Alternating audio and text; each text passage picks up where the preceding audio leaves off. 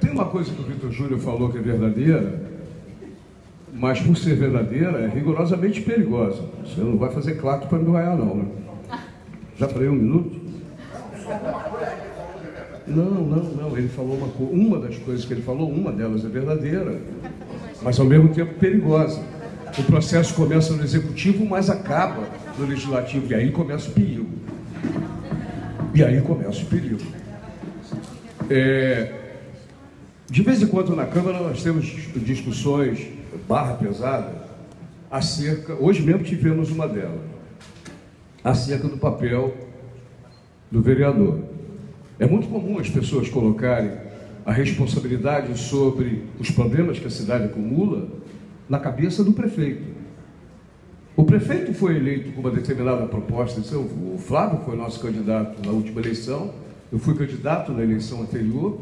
Nós temos uma visão de mundo, uma visão de cidade que se reflete nos programas que a gente apresenta para a população. Idem o candidato que venceu a eleição. Rodrigo tem um papel dele. Para o bem ou para o mal, ele recebeu o voto da população para executar o seu projeto. E os vereadores receberam o voto da mesma população para ficar de olho no que ele faz. O problema é que a maior parte dos vereadores faz única e exclusivamente o que o prefeito quer. Não é apenas no governo Rodrigo, é em todos os governos.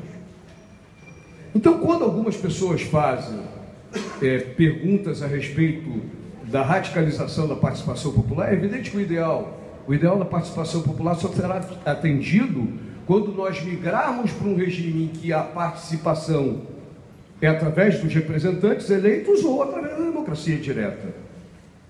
Aqui, nós teremos alguns poucos elementos de democracia direta se aquela pergunta da companheira arquiteta que não foi respondida no voto, for obedecida. Não que obrigatoriamente ela precisa ser respeitada, mas ela perguntou para a população: vocês querem verticalização ou vocês querem uma Pendotiba mantida plana? Todo mundo diz que quer plana. Vai prevalecer ou não? Vai prevalecer aquilo que os técnicos, ou nós, técnicos, déspotas esclarecidos ou não, definimos que é melhor para a população. Eu costumo dizer que não importa a formação que a gente tenha, direito, eu engenheiro, ele arquiteto, não importa. O povo é o povo, não adianta dizer que o povo manda na nossa vida quando eu quero correr atrás do voto dele. O povo manda na nossa vida ao longo do mandato e ele precisa se expressar, ser ouvido e nós, técnicos, modelarmos o tipo de cidade que ele deseja. Por que nós talvez sejamos derrotados? Eu estou entre aqueles, com o Henrique, com o Renatinho, com outros companheiros do IAB, da universidade, sejamos derrotados na inversão de prioridade, plano diretor, em vez de PUR de Pendotiba. Qual é o balanço que a gente está fazendo da Icaraí que nós herdamos? Eu tenho vou caminhando para 65 anos e sei qual é a Icaraí que eu vivi na minha infância. Wagner sabe. Não vou cobrar isso da Verena. Não vou fazer isso porque você não estava aqui. Mas nós sabemos a Icaraí que nós tínhamos e o que se tornou Icaraí. Numa cópia, rigorosamente cópia, de Copacabana e outros adensamentos que impedem que nós tenhamos sol, que nós tenhamos ar, que nós tenhamos a vida e o meio ambiente, pessoas e fauna e flora convivendo harmonicamente.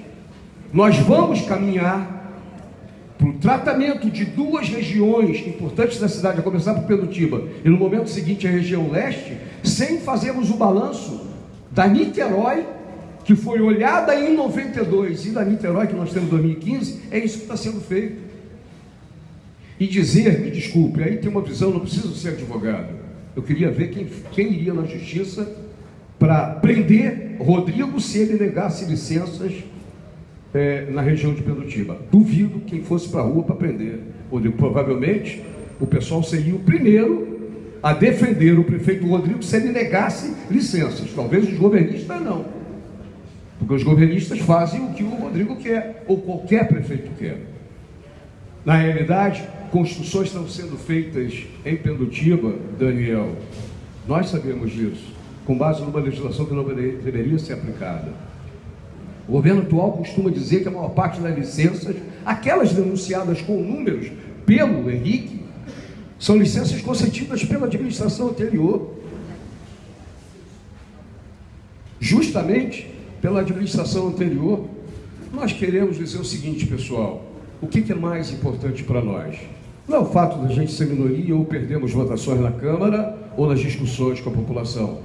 Para que nós sejamos de fato sujeitos do processo de redesenhar da nossa cidade, à luz das mudanças que ela viveu nesses últimos anos, nós não podemos aceitar o que prefeito nenhum quer fazer ou que vereador nenhum quer fazer.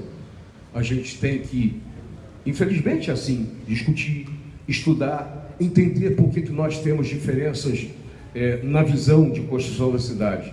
Se a população não tomar para si o papel de sujeito ativo do processo de definição, quem vai tomar? Alguém perguntou, e eu vou fechar por aqui, que é uma questão que nos é muito cara, a única coisa do PDDT feito pelo Godofredo, que é um desdobramento e uma atualização do BID de João Sampaio, e que foi atualizado no último governo do Jorge pelo Plano Lerner, a única coisa que foi adotada foi pintar de grená e de verde os consórcios vencedores. Porque, inclusive, Rodrigo, que usa o fato da gente ter um PDDT enquanto plano, se eu não me engano aprovado por decreto, usa para pegar empréstimo do BID, usa para pegar empréstimo do PAC, porque a inexistência de plano de transporte e trânsito na cidade, que a gente pode batizar como plano de mobilidade, a inexistência impediria que o Rodrigo ou qualquer prefeito do Brasil pegasse dinheiro que ele está pegando. Agora, o que do PDDT de Niterói está sendo utilizado? Onde estão os terminais que permitirão que nós reduzamos a frota que transporta 71 milhões de passageiros por ano em Niterói, de 850 para cerca de 200? Liberando espaço, não para mais carro andar, mas liberando espaço para pedestre, liberando espaço para bicicleta, com o transporte da mesma quantidade de pessoas com menos ônibus. Sabe por que não é feito? Porque para ser feito eu preciso construir o terminal no Largo da Batalha, que Bocazel roubou do povo de Niterói e não acabou, e o Rodrigo não toca em absolutamente nada, a não ser na Capina. Onde estão todos os terminais que precisam ser utilizados? Rodrigo define que o futuro de Niterói é a partir dele. Ele já fazia isso no passado enquanto vereador.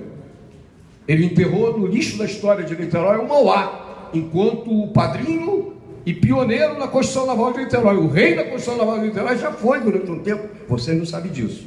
O Rodrigo, porque a construção naval renasceu a partir de Rodrigo. Então, o Rodrigo tem essa mania de desenhar a cidade, que é de nós todos, inclusive dele, a partir dele. Não é. Os planos existentes e que a Cíntia mencionou e que foram pagos precisam sair do papel. Nós temos que ter um terminal na Saibreira, nós temos que ter um terminal na região oceânica, nós temos que ter um terminal no Largo da Batalha. Nós precisamos racionalizar a ocupação do espaço físico da nossa malha viária com menos ônibus para carregar mais pessoas, porque quem sabe a partir daí as pessoas usem menos o transporte egoísta individual, que é o automóvel. A maior parte da população de Niterói, que se concentra grandemente nessa região, que tem uma taxa de crescimento muito superior às demais, a maior parte delas ganha o dinheiro, ganha a vida no Rio de Janeiro. E é uma insanidade você imaginar a manutenção de modelos que estimulem o transporte egoísta individual em detrimento da melhoria radical do transporte público. Pode ser feito com os consórcios existentes? Pode, mas eu preciso fazer a malha física. Rodrigo só fala, se aproveita da existência do PDDT para pegar dinheiro para a Transoceânica. Transoceânica é uma tripa que não vai adiantar absolutamente nada se a ela se somar em paralelo. Estou fazendo em paralelo com o plano diretor. A palavra paralelo foi usada para Andier e tem um respaldo do governo. Por que em paralelo as discussões sobre Transoceânica não está construindo com recurso do orçamento o terminal do Largo da Batalha? Verena tem que responder isso. Vereador, já estou com 10 minutos. Vou concluir. Por favor. Por que os terminais previstos no PDDT que foi utilizado para pegar grana do BID e de outros mecanismos de financiamento, não está sendo utilizado para racionalizar o transporte coletivo de Niterói? Não está por quê? Sabe por quê?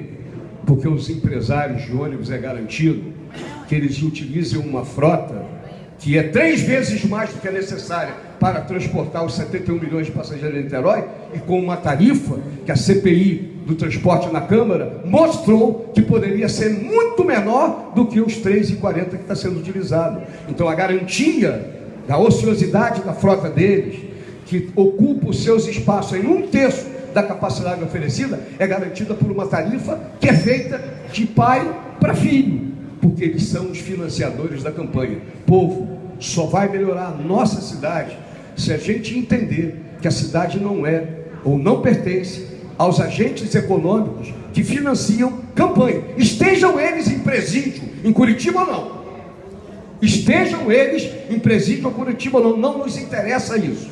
O futuro da cidade que a gente quer desenhar tem que ser discutida com a radicalização da participação popular. E se essa audiência pública continuar e se desdobrar em outras, que cada um de nós seja soldado para trazer mais pessoas para exigir do governo que a Penutiba que nós queremos seja desenhada de acordo com o desejo de quem conhece essa realidade e quer uma Penutiba para quem mora aqui, e não para aqueles que, através da especulação imobiliária, pensem um dia vir morar aqui.